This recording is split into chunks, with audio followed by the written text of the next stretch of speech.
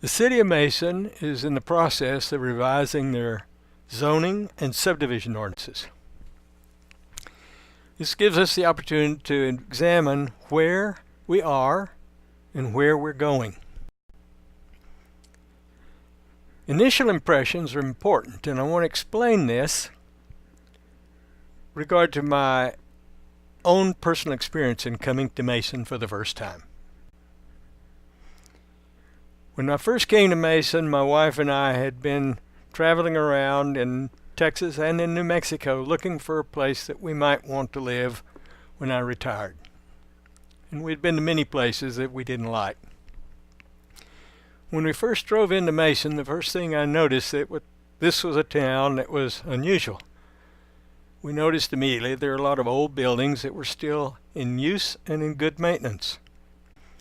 We saw that the experience of driving into the town was unique and pleasant.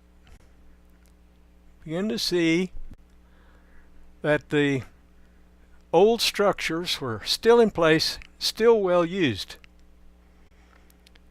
When we got to the square, we realized we are now in the heart of town. It was well organized and very charming. The old buildings were still in good shape and actively used, and they kept their original authentic character of the town of Mason. The courthouse is a good example of civic architecture, and it's the center of the community. Not all towns have kept their character, however. Some towns suffer from uncontrolled growth. We see this when we drive into the city of Brady. It looks a great deal like a lot of towns in Texas, none of which are very charming or very appealing. Some towns suffer from decline.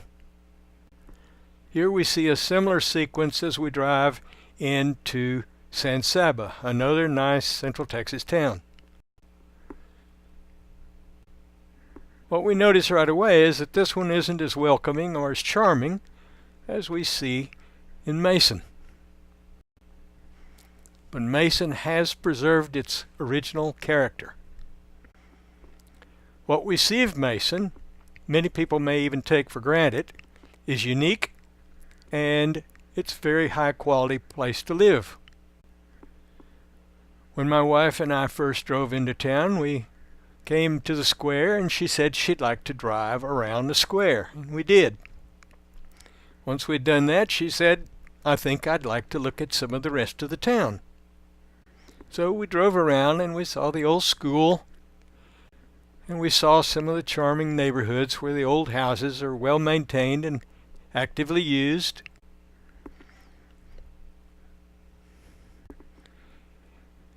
We particularly enjoyed seeing the streets that had the pecan trees lining them. And pretty soon my wife said she thought we should buy a house and live here. And within another month or so, that's what we had done, and we began to make preparation for the time when I'd retire and we'd move over here.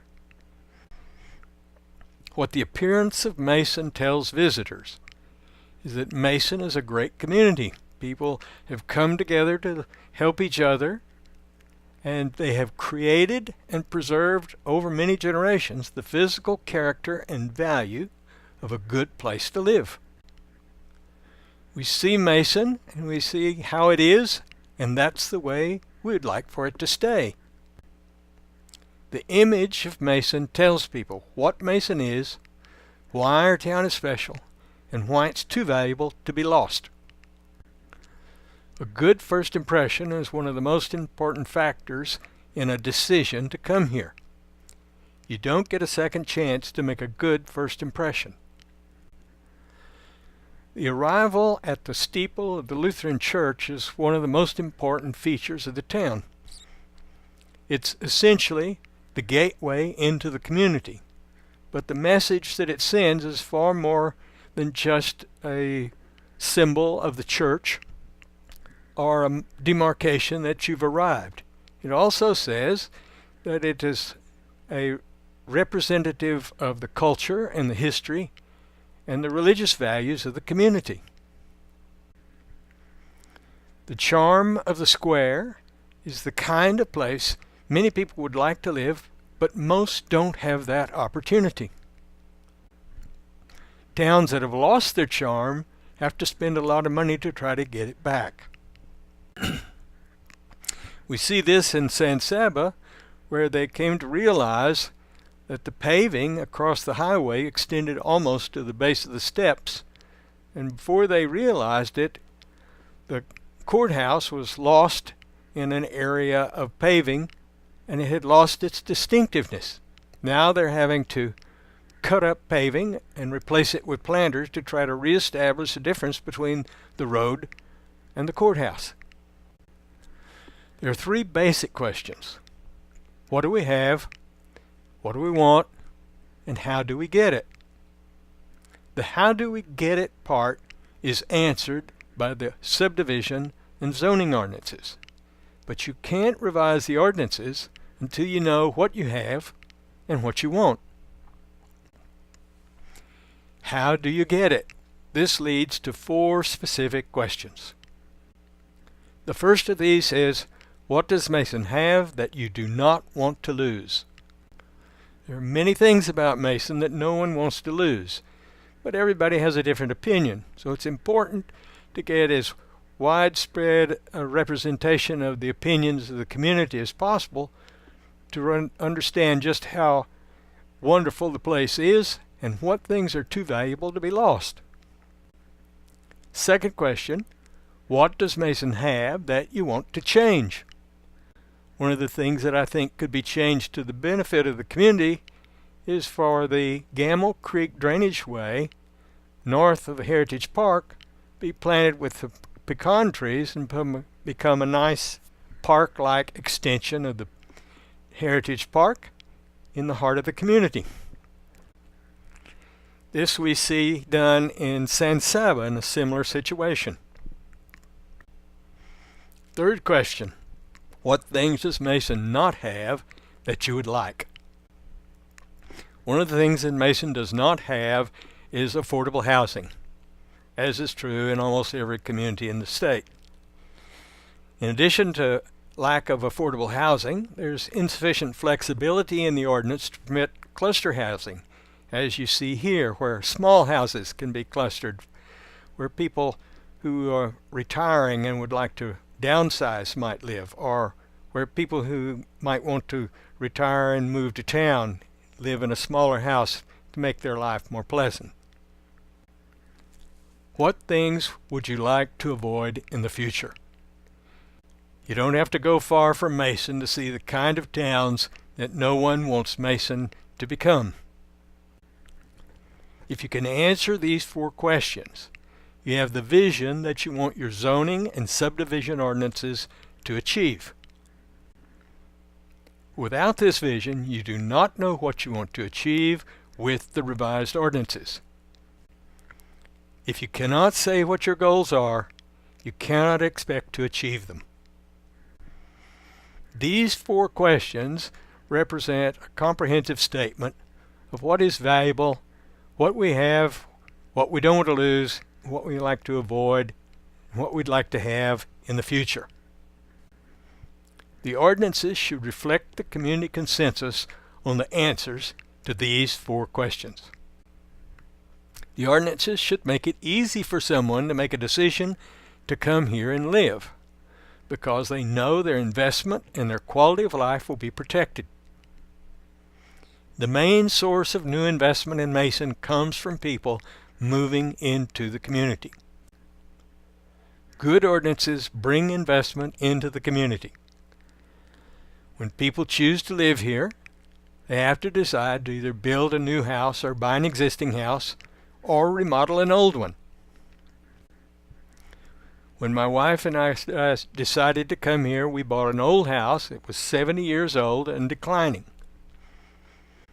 We then remodeled it, gave the house another 70 years of life, increased the tax rate, and improved the character of the neighborhood. What we have now is far too valuable and too expensive to be recovered if it's ever lost. We should protect now what we do not want to lose. Because change is inevitable in the future, it needs to be managed to either keep or to get what we want in Mason. Even the town square is changing.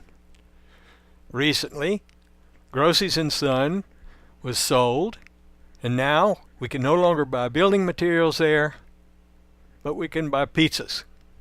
Fortunately for the community, when the business was sold out, it was remodeled in a way that was consistent with the character and the architecture of the square, and now it makes a major contribution to the social life of the community. Mason is not growing, but we're still changing.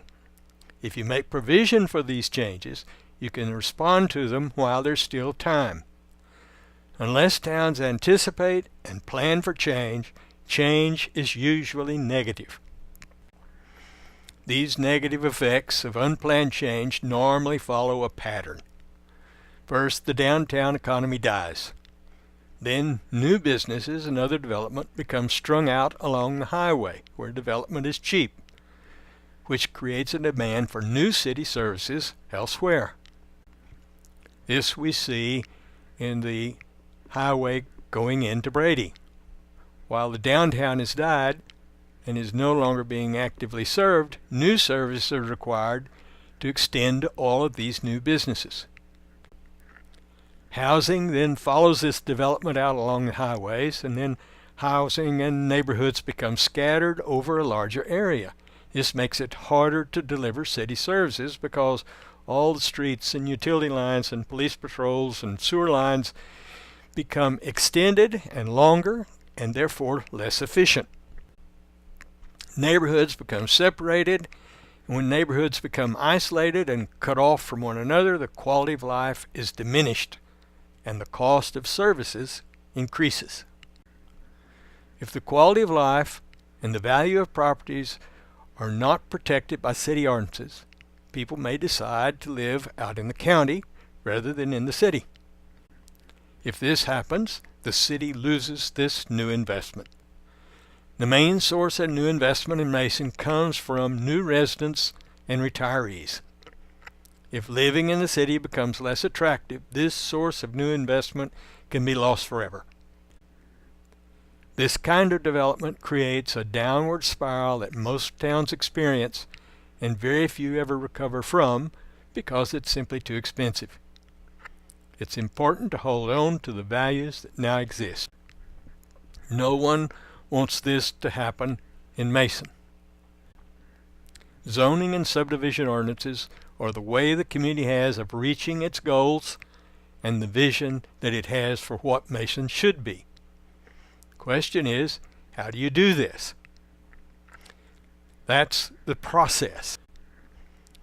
The how to do it is a process of 3 steps. The first step is to answer the questions posed to establish your vision for the future from the point of view of the community as a whole. The second step, based on your answers, develop a comprehensive vision of what the community wants Mason to be. And the third step is then to revise the existing ordinances to support that vision. I'd like to explain from my personal experiences how ordinances create and sustain value. Over the last 50 years, I've been advising communities on how to create or to restore the things that Mason has, the things that I moved here for. What things we have now are rare and valuable compared to what other towns have. Ordinances create value if they're carefully written. This is an aerial photograph of a little residential area that I designed about 30 years ago. When people bought lots in this community, there were no roads, no utilities, and no houses. There weren't even trees on this site. It was an open pasture. What people saw was a plan. The plan showed where roads would be and where the parks would be, and where the lots they might buy would be. In addition to the plan, they also had an ordinance that established the quality of the development and gave people assurance of what they were going to get once they came in and bought and built houses. This was explained with a sketch that showed what we thought the town would look like once it was developed. Now it is developed, and it came out the way people anticipated when they invested in the property. All of those properties were sold within 1 month's time, and within 3 years all the houses were built by individual property owners.